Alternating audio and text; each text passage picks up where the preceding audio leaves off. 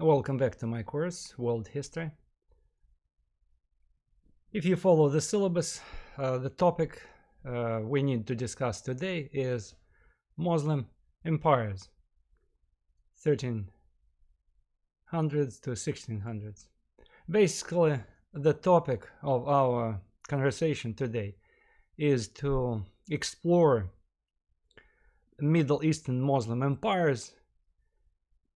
We mentioned them briefly in the beginning when we talked about the sources of the European expansion overseas. And remember, at that point, we mentioned that Europeans, one of the chief reasons why Europeans expanded overseas was that it was a desire to find new trade routes to the Oriental market to bypass Muslim middlemen. And as we know, the Portuguese, Spaniards eventually did this, followed by other European countries. But we never explored how did these Muslim empires, or how the Muslim civilization, Islam, in the Middle East responded to the European expansion, and actually what was going on inside these civilizations. So today we are going to explore what was taking place in the Middle East in the early modern times. Okay, how did the Middle East responded to this challenge of modern life? Earlier, we were primarily focused on Europe, North America. Now, today, we will be focused on the Middle East. Take a look at this map. You will see that by the early modern times in the Middle East, there were three major Muslim empires that essentially, if you look at this map, essentially did control all trade routes between Europe and Asia. So all trade routes indeed were controlled, because Northern Africa, Near East, Middle East, and even part of Southeastern Europe was controlled by Islam. The three major empires which I mentioned controlled this area were the major one, so-called the Ottoman Empire. And by the way, this is the empire we are going to explore today, because it was the biggest one, the major one. There were two other ones. The second one was Safavid, or Persian Empire. Here on this map you can see it is colored in green.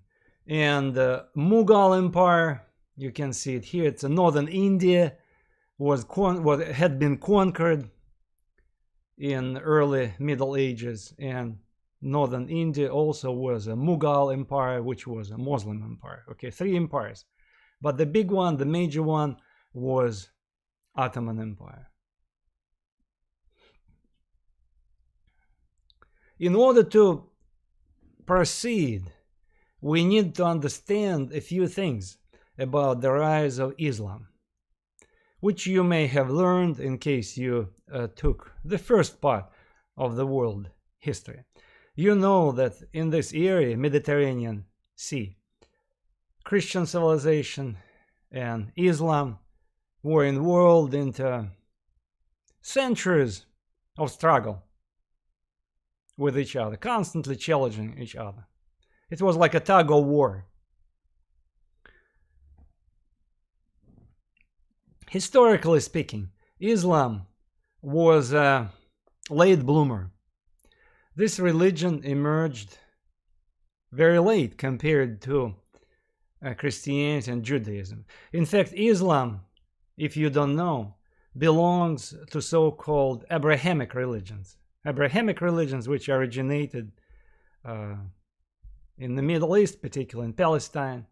And again, we know about three major, I repeat, Abrahamic religions, which are Judaism, which was the first to emerge, then Christianity, which emerged out of Judaism, and eventually Islam, which was building on Judaism, Christianity, and local Arabic pagan beliefs in early Middle Ages. The rise of Islam can be dated by the 600s and 1700s, early Middle Ages. This religion originated from what today is known as Saudi Arabia. It had been established by a man which is named Prophet Muhammad, who had experienced vision, and he claimed that Archangel Gabriel had visited to him and gave him certain wisdom, a message from the God, Allah. And again, it's very important to emphasize that Islam is a die-hard monotheistic religion. Okay, only God, only one God, and nothing except one God, Allah. Okay, so that's the center of the Islamic creed. Okay, and the reason I emphasize it is to stress that the other Abrahamic religions like Christianity, Judaism, from a viewpoint of Muslims, were not monotheistic enough. Okay, for example, to a Muslim, Christianity could appear as not enough monotheistic. Okay, like in Catholic Church, for instance, there is a practice of kneeling down in front of saints, or in Greek Orthodox Christianity, people use icons. It's wooden images of saints. So relics are very important, certain religious objects. Okay, and the very concept of Holy Trinity, Holy Son, Holy Father, Holy Spirit, again, it's a foundation of Christianity, 3 in 1. All this stuff is quite alien to Islam, because Islam argues that everything is subjected to the control of the will of one God and nothing else. So no idols, no icons, no 3 in 1, all these things.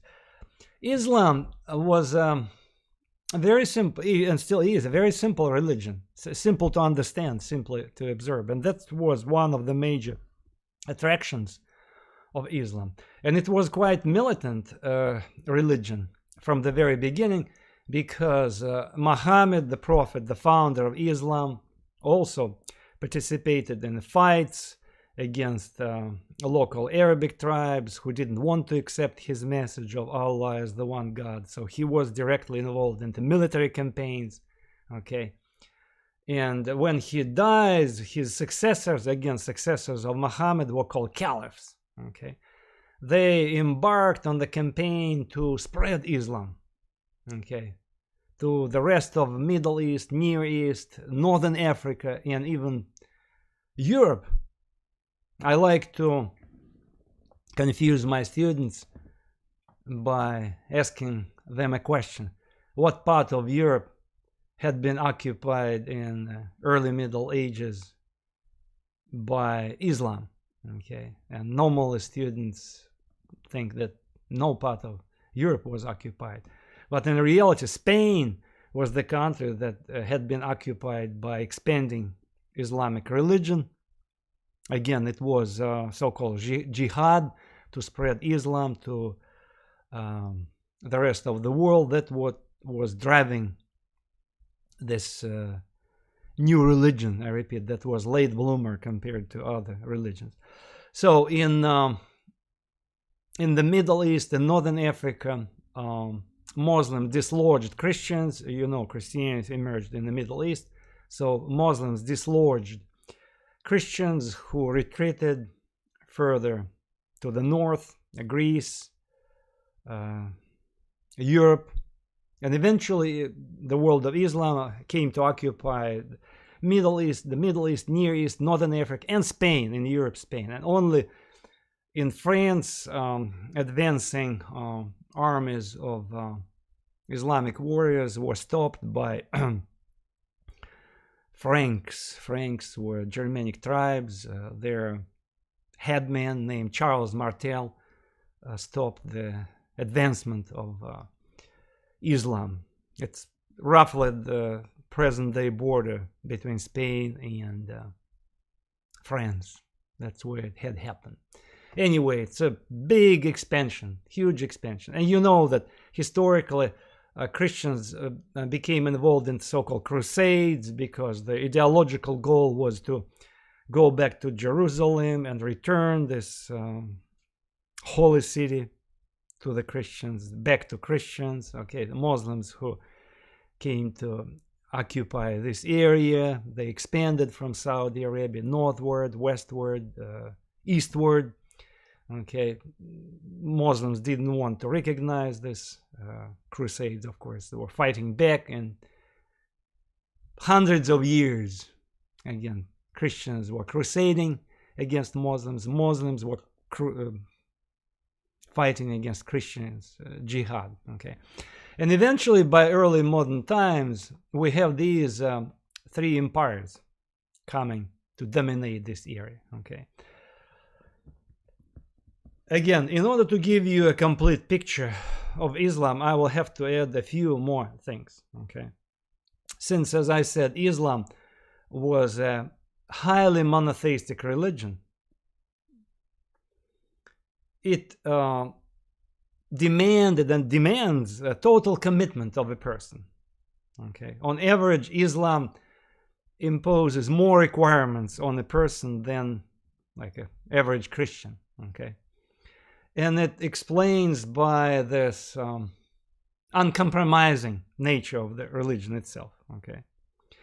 In fact, Muhammad, when he had come to deliver this message to the local Arabic tribes, he claimed that he, unlike Christians and Jews, he was able to bring to this world the most complete religion. So he said, we need to accept one God and the only God. We don't do these compromises, okay, with life, regular life, or with idols, spirits, you know. We only recognize one God.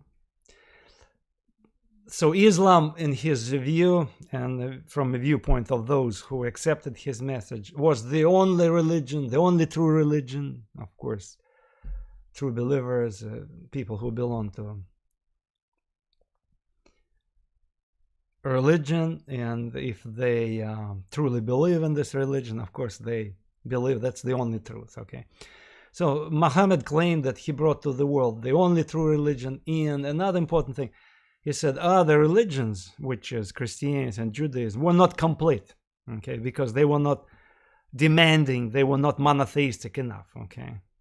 They didn't discipline people, didn't require so much commitment. So now I come to make you more religious. Again, I simplify the whole story, but that's basically what it is, you know. And I will say something which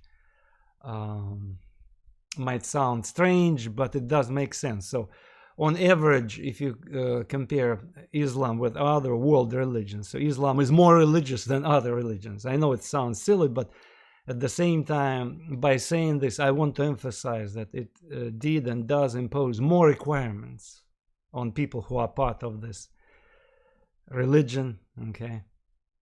It's not only religion. Islam, from the very beginning, was designed to be the way of life. And of course, you know that for many Christians, also Christianity is the way of life, but not for the majority.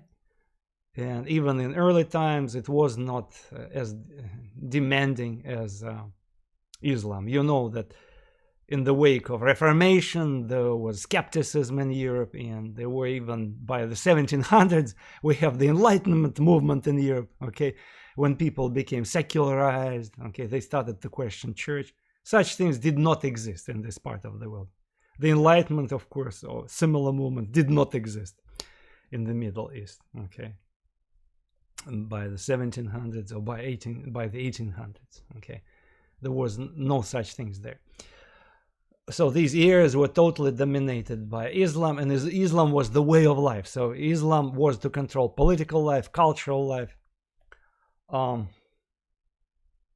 We also need to know that the world of Islam is roughly separated in two big factions. It's so-called Sunnites and Shiites. Two factions. Sunnites, a majority, about 80% of all Muslims, and Shiites, minority. And when you again look at this map, Persian Empire, Safavid Empire, it's Shiites. And Ottoman Empire, which is colored in beige on this map, Sunnites. What had divided them from the very beginning was, there are many other things that divided them, but I will highlight only one major factor that drew the division line between these two factions. They had become divided over who would succeed the prophet Muhammad. Okay, after Muhammad dies, he was followed by Abu Bakr, and then there was a fight. Who would be his successor? So one group of people insisted that any good Muslim could succeed Prophet Muhammad, and he shouldn't be a relative of him. Okay. Another group said, no. It was only relatives, people who were related to him by some family relationships. These were the ones to succeed him. Again, remember the word successor was caliph. So caliph, who would be in charge of this movement, religion, ideology. Okay. And they argued with each other. Those who said only relatives of Muhammad should be in charge, they called themselves Shiites. Shiites, it means supporters, Shiites. And particularly, they wanted a nephew of Muhammad to be in charge of this Muslim empire. His nephew was Ali, and they called themselves Shiite Ali, supporters of Ali. Those who said, no, not necessarily relatives should be in charge, they called themselves Sunnites, okay? And eventually Sunnites killed this guy, Ali, and so Shiites became mad, and that's how clashes started between these two factions. As I said, many other differences between these two groups, but I highlighted for us this major one, okay? And eventually, that's how the world of Islam became split in two big factions. Something like this we see in Western Christianity, right? When Catholics and Protestants, after 1517, they were fighting each other, killing each other. And here we have the same situation, essentially, when Shiites and Sunnites were killing each other, attacking each other, okay? At some point, the world of Islam was invaded by Mongols, okay? Mongols conquered the world of Islam. They invaded what today we call Iraq, conquered Baghdad. Mongols were nomadic people. You heard about Genghis Khan, nomads who came from Mongolia. It's a southern Siberia, northern China. It's intersection of southern Siberia and northern China, if you look at the map. So that's where you can find Mongolia. It's a landlocked country, okay? So in ancient, in early Middle Ages, 1200s, we have expansion of Mongols who were driven by droughts, okay, epidemics. They were driven to the west, so there was a big migration. They had conquered, eventually conquered Northern Asia. They even invaded China, conquered China. They invaded what today we call Russia, okay? They invaded Middle East, very excellent warriors, okay? So they defeated all local people, created a huge empire. So Genghis Khan, Mongols created a huge empire. And among other lands conquered by Mongols was Middle East, Baghdad. Mongols were nomads who hated cities. They didn't like cities, okay? And they were pagans. Mongols were pagans. So they actually inflicted huge destruction on conquered lands. Okay, some of the areas they conquered, they made them into tributary states, so they started to collect tribute. Others they conquered directly and destroyed the cities. Like Baghdad was heavily destroyed by Mongols. Okay, Damascus. That was the decline of Arabs, because Mongols conquered the Middle East, 1200s, and Arabs were on decline. In fact, I would like to mention that before the Mongol invasion, we have Arabic caliphs in charge, so caliph successors, okay, who not only were fighting wars, conquering the world, but they also developed science, arts. There was a lot of accomplishments, okay, somewhere at 900s, 1100s, okay. For example, in Damascus in 1707, a hospital was built, one of the first hospitals. University was built in the town of Fez, F-E-Z, 859, okay. And in fact, Arabs were, before the Mongol invasion, I repeat, they were very much interested in Greek knowledge, so they kind of assimilated what ancient Greece had created, okay. You probably heard that algebra, the basics of algebra had been created by Arabs, and in fact the book on calculation had been released, okay.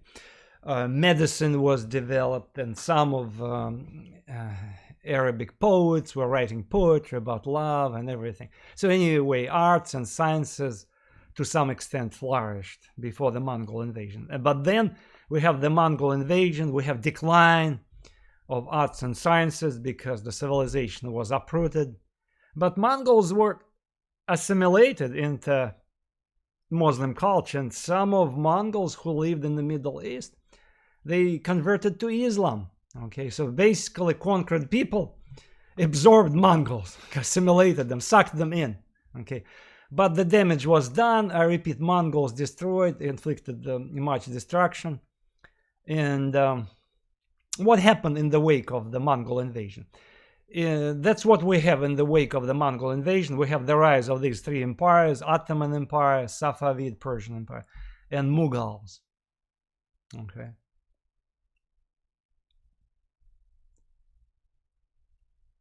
There was a goal, there was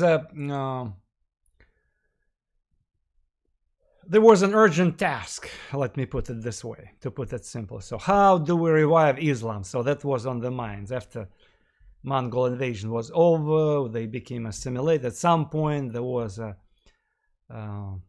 this task. So how to revive Islam? Okay. And Ottoman Empire. Ottomans became the people who actually started to revive Islam. They became like the major empire that acted as the shield of Islam. Okay.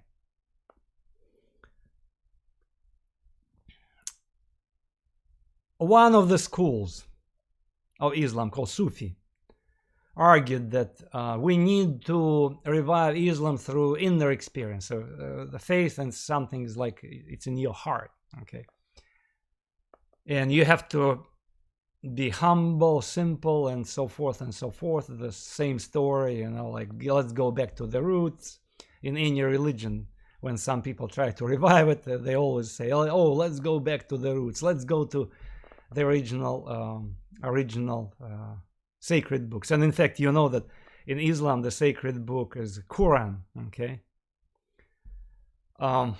Some of these people who said we need to revive Islam inside of us, they were called dervishes, beggars. So they were wandering around, performing ecstatic dances, entering trance, and that's how they said we experienced Allah, God. Okay, so it was important for the spread of Islam.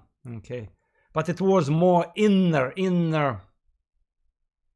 viewed. viewing Islam. So it looked inward. Like, it's better to say this school of Islam, Sufi, was inward looking Islam.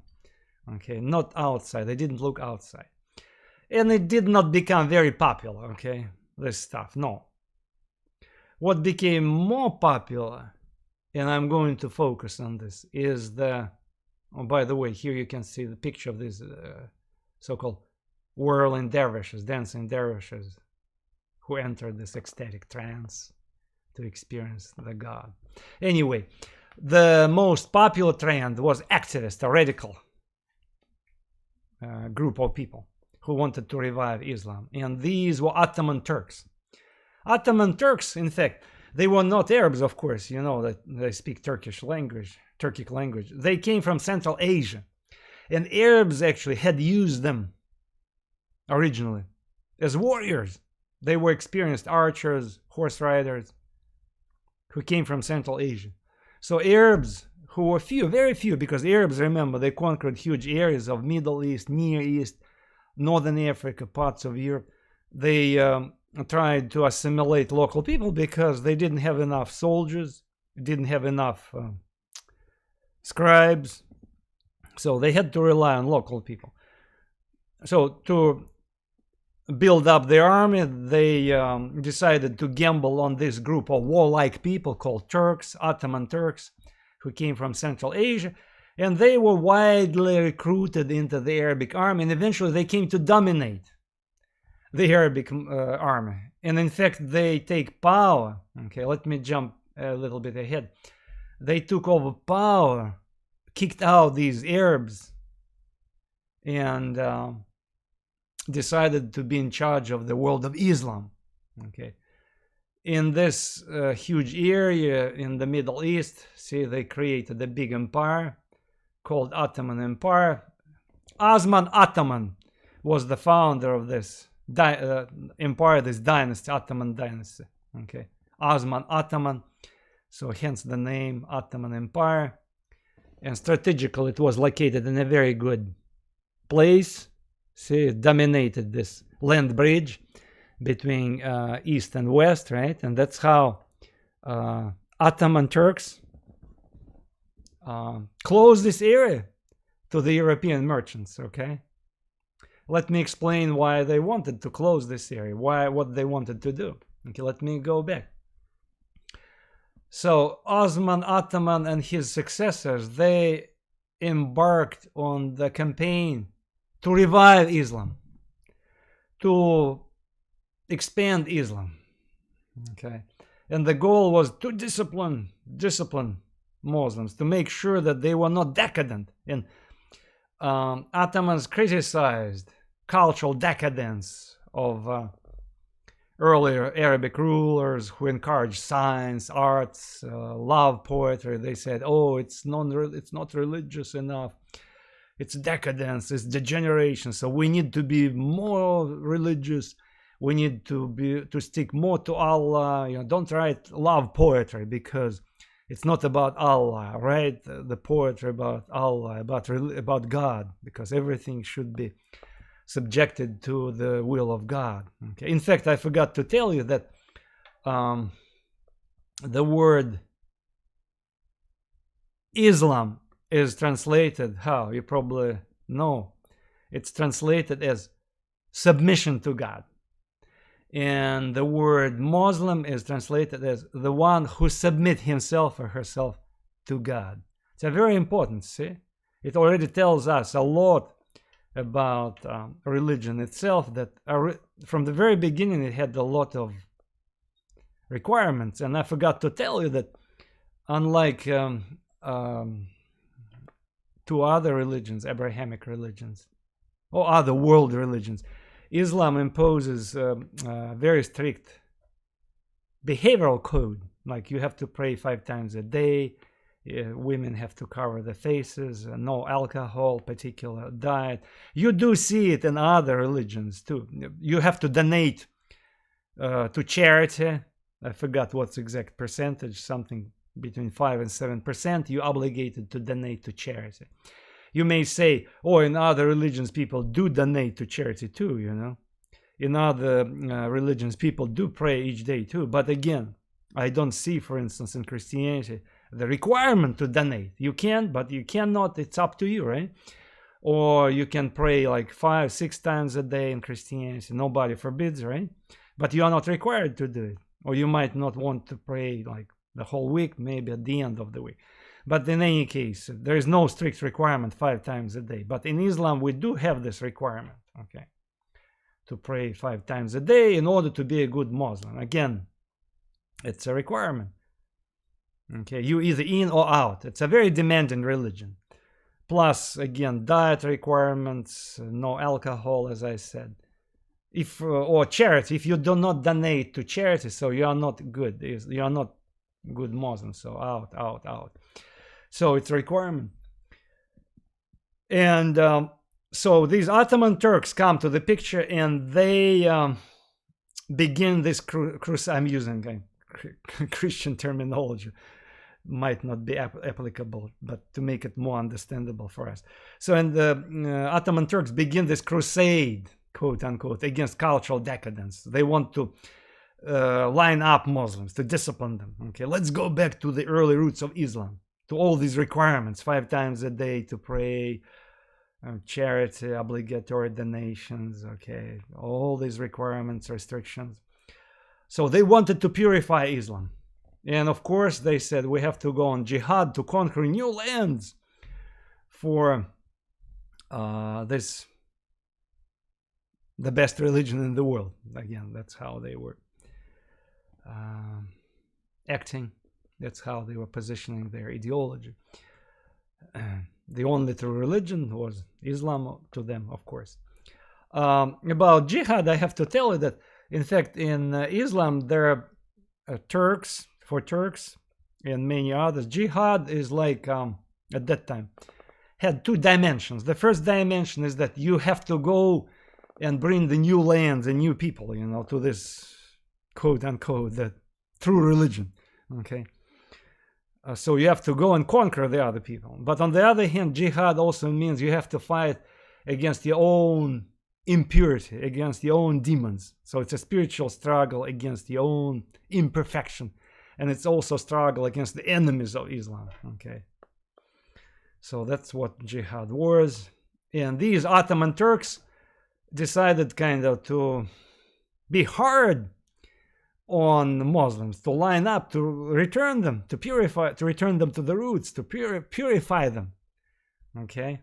So they started to eradicate this obsession with science, with arts, okay? Stop writing poetry, love poetry. You can write religious poetry. Don't do science because it's ungodly, you know, when you mess with the human body, okay? Don't look at the stars. It's what Allah's domain, so don't go there. It's a sacred realm, okay? So you have to think, don't do this, don't do that. You have to think about Allah all the time. So that's basically, that was the message, all right? Under Ottoman Turks, Islam begins to expand more and more, okay? It goes to conquer parts of Europe, and that's when southeastern Europe was conquered. What today is known as Greece, Bulgaria, Romania, Serbia, Croatia, okay? All these areas had been conquered in the Middle Ages, or in early modern times, 1500s, 1400s, 1500s, by Muslims, Ottoman Muslims, okay? So those people who were in charge of this empire, they were emperors called sultans. Sultans means rulers, if sultan means a ruler. Christianity was totally dislodged from this area. So Christians either escaped or were subdued. They were not killed, but they actually were subjugated to the control of Muslims. They had 2 choices. Either they had to convert to Islam, or they were allowed to stick to Christianity or Judaism. Christians and Jews, but they had to pay tax. They had to pay tax in order to practice their own religion, okay, if they didn't want to convert to Islam. Anyway, but majority of Christians were dislodged from this area. Either they had perished in battles or they escaped to northward, okay, Europe, Central Europe, Southern Europe, or Russia, okay. And the end of Christianity in the Middle East, formal, again, informal, of course, Christian communities continued to exist in the Middle East, and they still exist, but again, formally, politically, Christian states were over by 1453. What happened in 1453? Constantinople, which Turks renamed in Istanbul. It was the Christian town. It's a small island, what remained from a big Byzantine empire that had originally controlled this area before Muslims invaded this area. Okay, before Muslims invaded this area, it was Byzantine Empire, very powerful. Byzantine Empire, it's what had remained from the Roman Empire. Okay, it's like a chunk of Roman Empire that survived. And when Islam expanded northward, westward, the Byzantine Empire was losing, it was shrinking, and eventually it shrank to the town, to the city of Constantinople, the capital of Byzantine Empire. And eventually, in 1453, Turks besieged Constantinople, captured it, okay, and demolished churches and used them as foundations to build their mosques, okay. Simultaneously, they continued to conquer Northern Africa, dislodging Christians there, and for example, Egypt was conquered, okay, and indigenous African Christianity had to retreat to Ethiopia, okay, southward, escaping from this invasion. In fact, continuing conquering these areas, Ottoman armies were pushing hard northward, okay. Belgrade, Serbian capital, fell, okay. Buda, what today is known Budapest, also fell.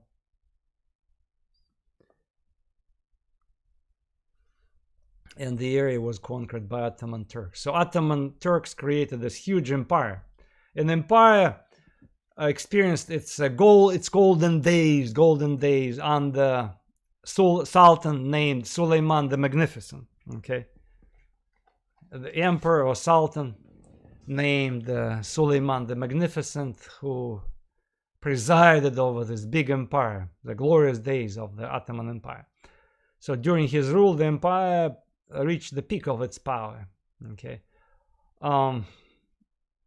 when we talk about Ottoman Empire, we need to discuss some peculiar institution, which you don't see, for example, in European countries, but you can see this institution in the Ottoman Empire and in other Muslim empires as well. It's an institution called Harem or Haram. It's in translation for Arabic, it means forbidden. Haram means forbidden, okay? Harem, haram, forbidden.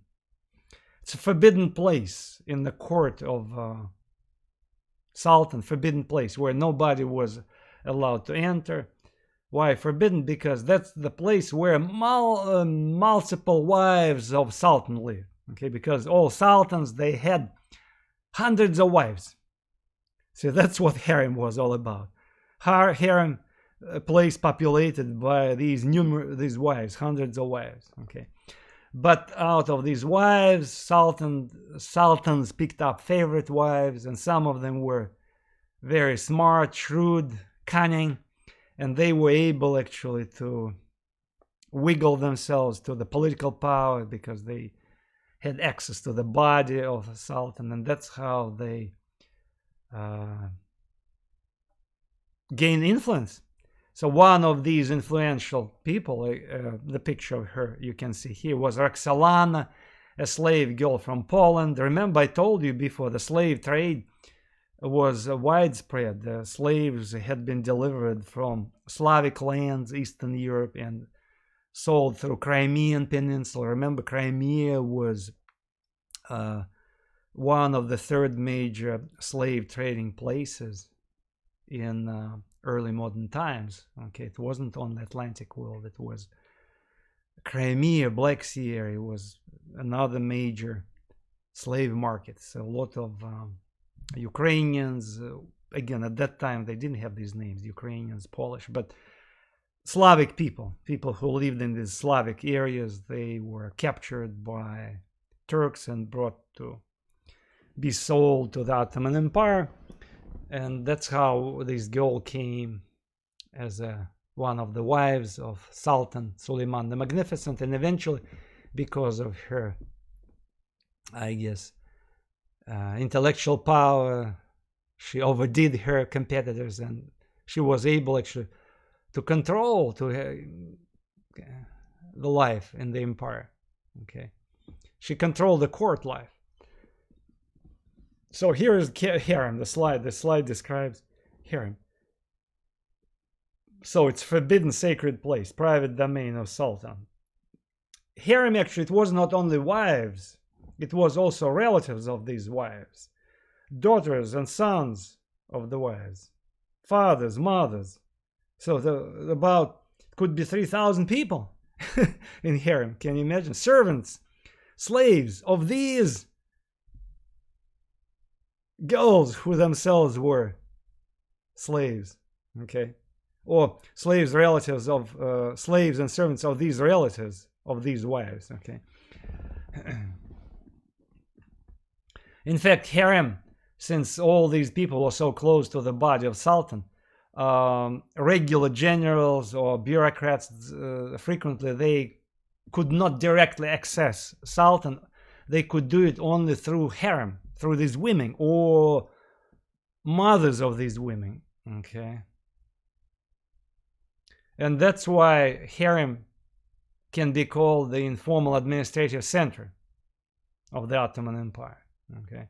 So on the one hand, we know that in the world of Islam, women were, and in some areas of the world are still do not have rights, okay, considered as second-class citizens. And that's how it was at that time, and I repeat, in some parts of Islamic world today. But despite this fact that they were treated as secondary people, because of this harem, some women were able to exercise a lot of influence, okay. We have this institution of queen mothers. It's mothers of these concubines or wives who acted as informal advisors to sultan or to his bureaucrats. So it's a very powerful institution. How was this empire administered, the Ottoman Empire?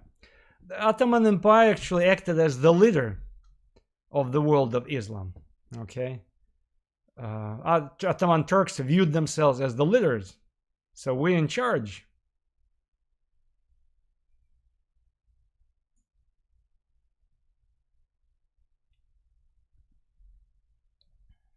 It was a heavily centralized structure, so heavily centralized empire. So Sultan was on the top of the pyramid, who appointed local rulers, so-called pashas, and these pashas collected taxes, okay. Unfortunately, in the Ottoman Empire, there was no established practice of succession, like in European countries where when a king died, it was his son to succeed the father, okay. Or if there were a few sons, it's the oldest son to inherit the throne. If there were no sons, it could be a daughter, okay. So very simple system, but not in case of the Ottoman Empire, where we have this constant succession struggles. And since we have so many wives and had sons, after Sultan died, It was a horrible, always a horrible campaign of backstabbing, poisoning each other, you know, trying to figure out who is going to be the ruler, okay? Because each wife of a sultan wanted her son to be the sultan, okay? So that is why a lot of succession struggle. So always violence, backstabbing, poisoning. A huge place in the political system of the Ottoman Empire was occupied by so-called Janissaries. Janissaries were soldiers, officers, and bureaucrats. Okay, it's a special class of people. It's interesting to explore the origin of these people. Okay, Janissaries were actually Christian boys that had been taken from the families in southeastern Europe and brought to the Ottoman Empire to be raised as Muslims. Okay, they were trained to serve to the Sultan, either as soldiers / officers or administrators. It means scribes, clerks. Okay, why did sultans do it? Why did they do it in the first place? Why did they go to southeastern Europe and practice so-called collection, devshirme? Devshirme collection, it means a human tribute. Human tribute. Each year, sultan's messengers went to southeastern Europe, and local people had to give them a particular number of Christian boys, okay, to be raised as Muslims. Why did they do it? Sultans were afraid because such a huge empire had to be controlled. So they needed people who had no roots in local areas, okay, who had no obligations to local areas, local clans. And they needed people who were not owed to.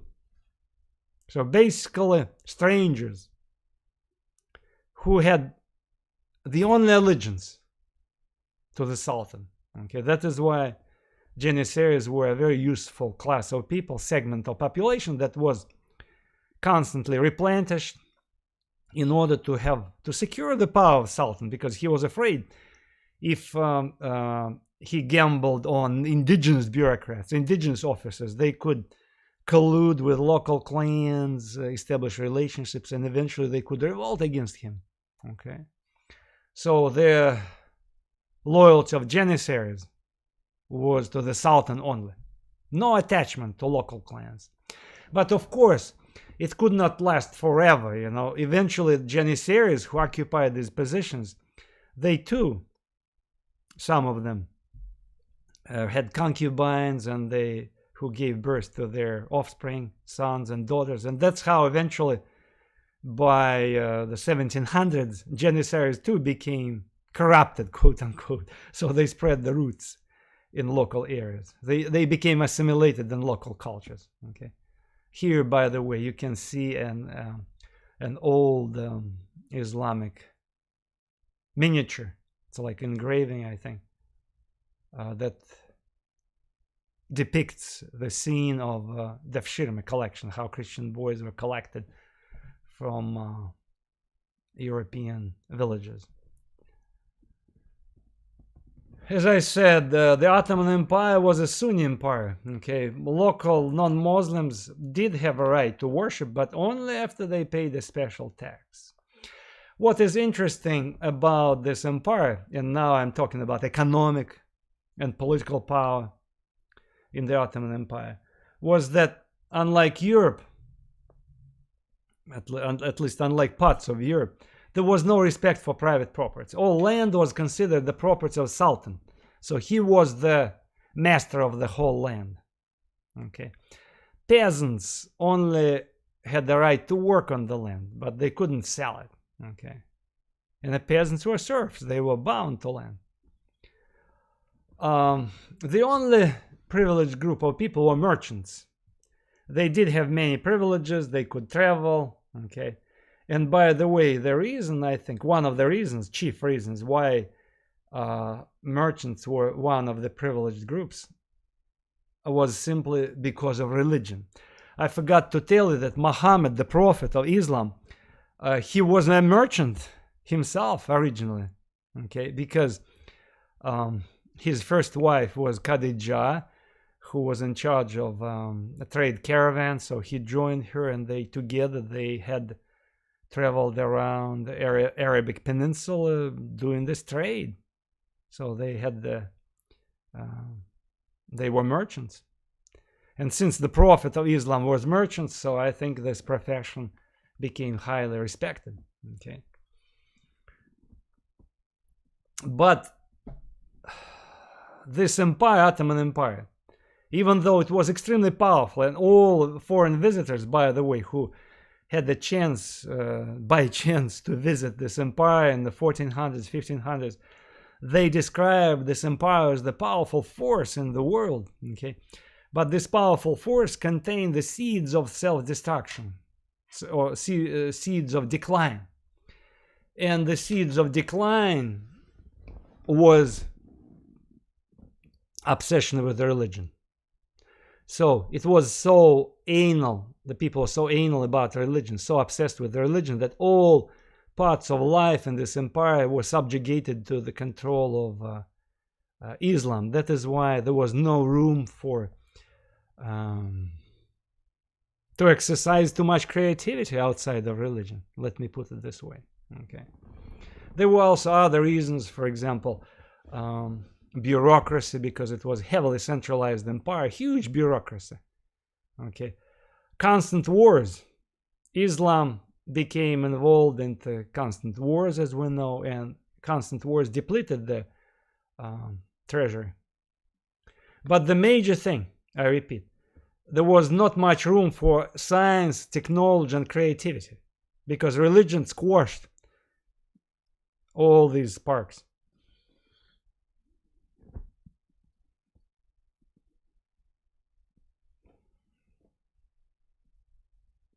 I will give you a few examples, and you will see what we're talking about here. Look at this slide. Printing, which was invented in Europe and like fire spread all over. Okay, there were in first 30 years after printing was invented in Europe, there were already about 200 printing shops all over Europe. But here in the Ottoman Empire, we have Sultan Selim, who issued decree in 1515 that strictly forbidden printing. Okay, so what did it say, this decree? The decree of 1515 said those who had a printing press had to be executed. Can you imagine? Why was such a strange requirement or demand or such a penalty? Because there was a belief that Quran, the holiest book of Islam, could not be printed.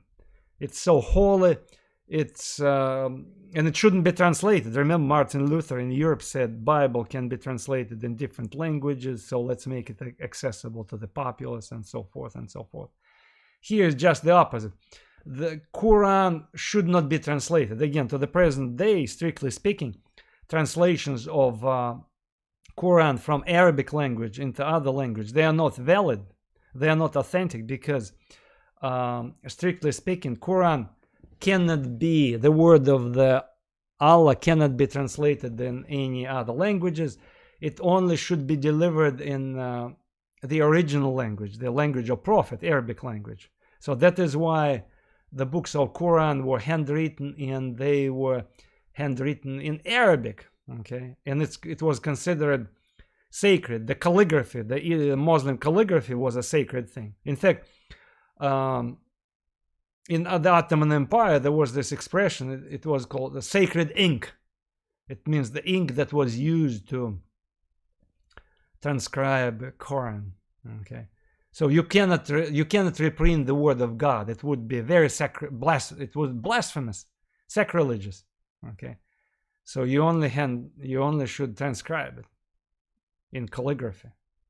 So that is why those who tried, or at least thought about printing Quran, they had to be executed. See, it retarded development of knowledge, literacy. Of course, literacy hardly existed on a tiny, minuscule percentage of population, normally religious people, mullahs, religious people. A few aristocrats knew how to read and to write, scribes. Okay, the general population, even many aristocrats, unlike Europe, couldn't read, couldn't write. Okay, printing only became allowed in 1517. See, it's very late. And in fact, there's a strange thing. Before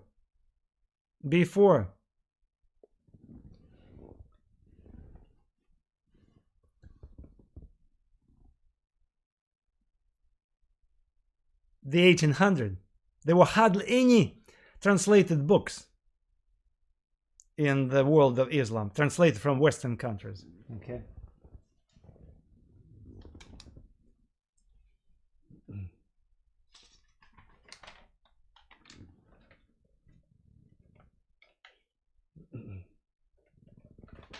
Until the late 1700s. It's a very important fact. It's a small fact, but it tells us a lot about the state of literacy, the state of education. Until the late 1700s, the only translated Western book in the world of Islam was a book about how to treat syphilis. Syphilis, it's a venereal disease. So can you imagine? Another interesting example, it's a Turkish Sultan allowed the construction of observatories, so to gaze at the stars through the telescope. But 5 years later, pressured by Muslim clergy, okay, mullahs, who said, oh, it's blasphemous to look at the stars, it's a God's domain, you cannot do it, it's sacrilegious, you cannot do it. In 1580, the observatory in Istanbul was shut down. So it tells us a lot about the state of science. Science was not encouraged. Okay. So it was technological and scientific decline. And eventually Ottomans had to rely on French and German-speaking engineers, scientists, to develop their military, because the military started lagging behind. Okay, so they had to invite foreign engineers to build their cannons, to design their guns.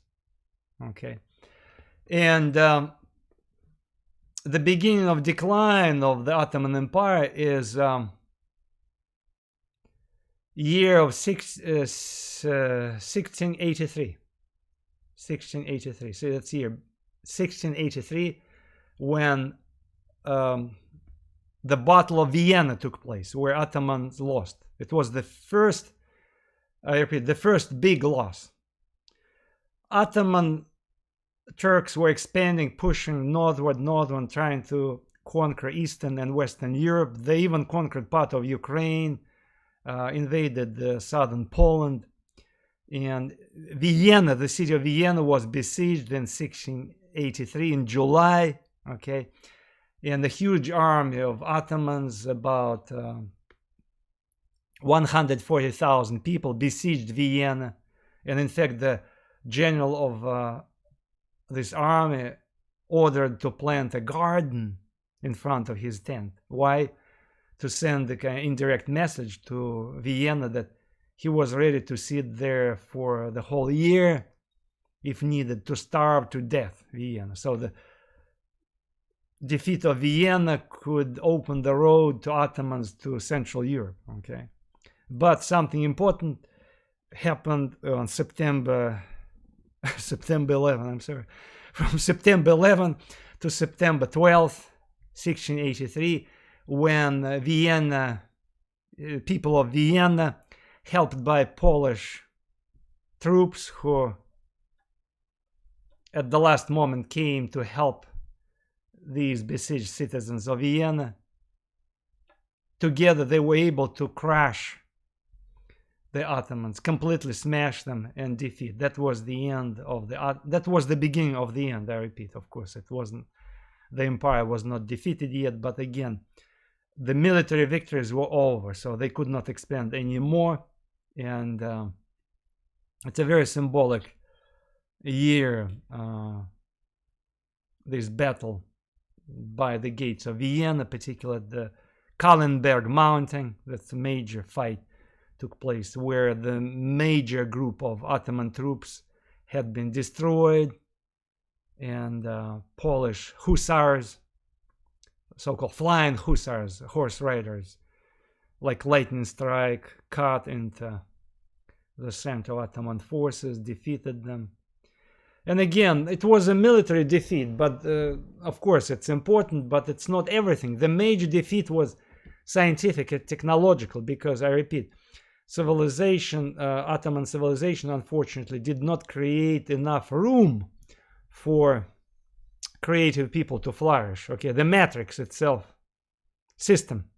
There was a, pardon my jargon, there was a systematic failure of Ottoman matrix that did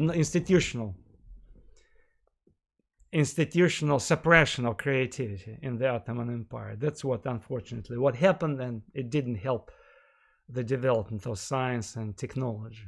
Okay.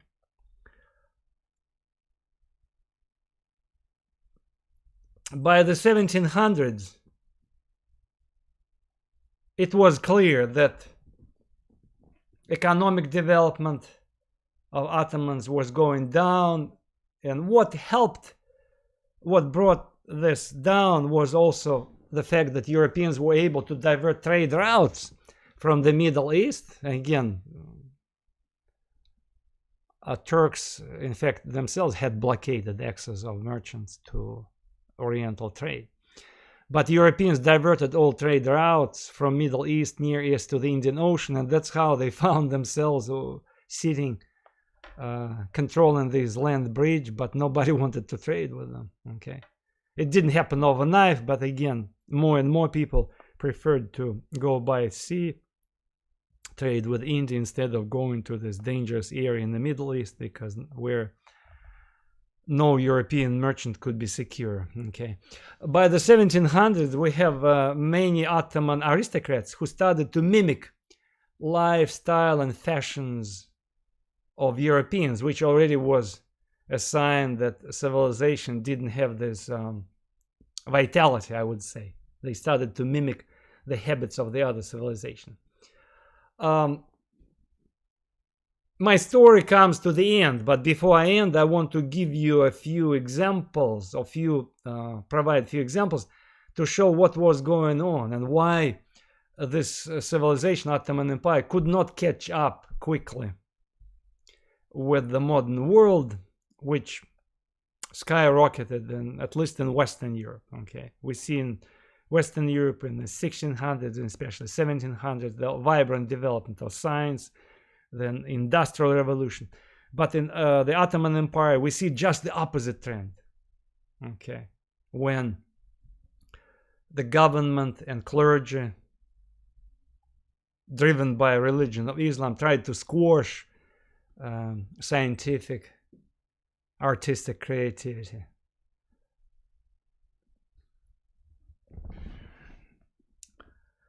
I would like you to listen to my brief story about the fate of coffee and tobacco in Ottoman Empire, because this small story, a brief story, it's like a lens that shows us what was going on in early modern times in the Ottoman Empire and why she wasn't able to catch up with Western Europeans and eventually to succeed. Okay, wasn't able to fight back.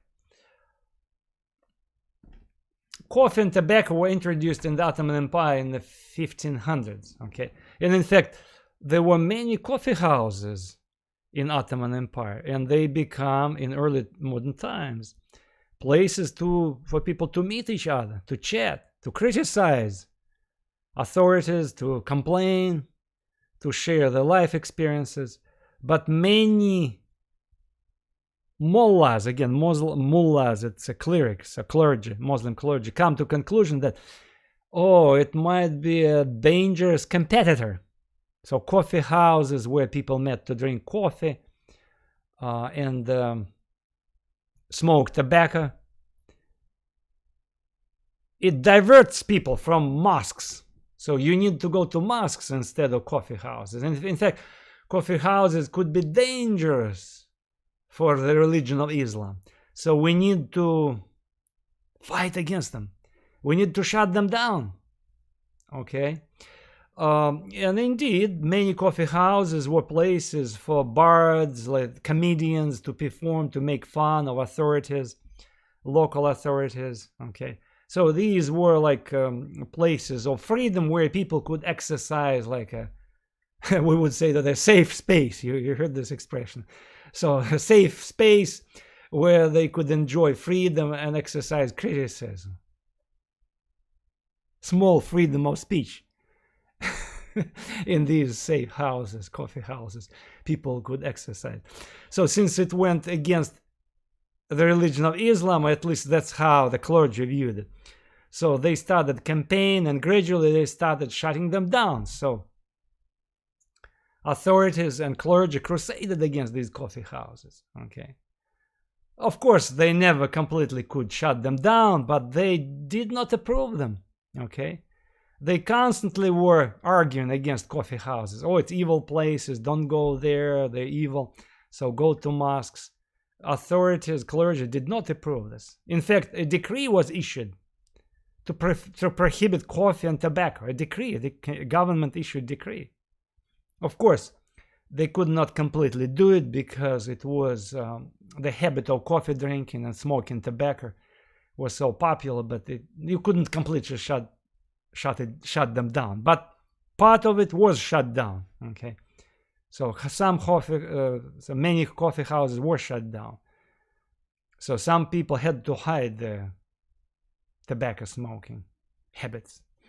Anyway, it was mosque against coffee houses, and authorities purposely tried to squash coffee houses because they treat them as dangerous places of dissent. Why do I tell you this? Because I want to tell you that at the same time, in the 1700s, the time I'm talking about right now, in Europe, there was an enlightened movement. Remember the enlightened movement? We talked about it. And the major hub to spread enlightenment ideas was coffee places. So coffee places in Europe were flourishing. There people were meeting each other, debating ideas, criticizing authorities. Okay, so that's what I would like you to compare. Compare the Ottoman Empire, where there was literal campaign against coffee houses, and Europe, where in fact coffee houses flourished. Okay, expanded. In each big city they had many coffee houses.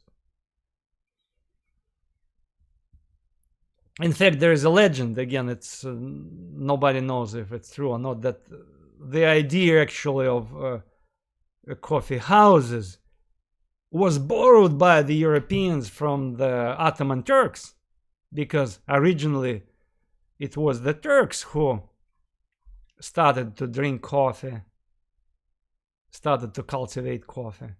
And the legend said that eventually they brought it to Europe, indirectly, especially after the Battle of Vienna, when supposedly these Europeans who defeated Turks, they confiscated many sacks of coffee. Again, it's a legend, and but the legend itself is meaningful, right? The habit of coffee drinking that supposedly was borrowed by the Europeans from Turks expanded, flourished in Europe, but it was shut down in the Ottoman Empire. That tells us a lot about the development of these two areas of the world. Okay. Anyway, on this note, I would like to finish. Thank you for your attention, and I will see you next time.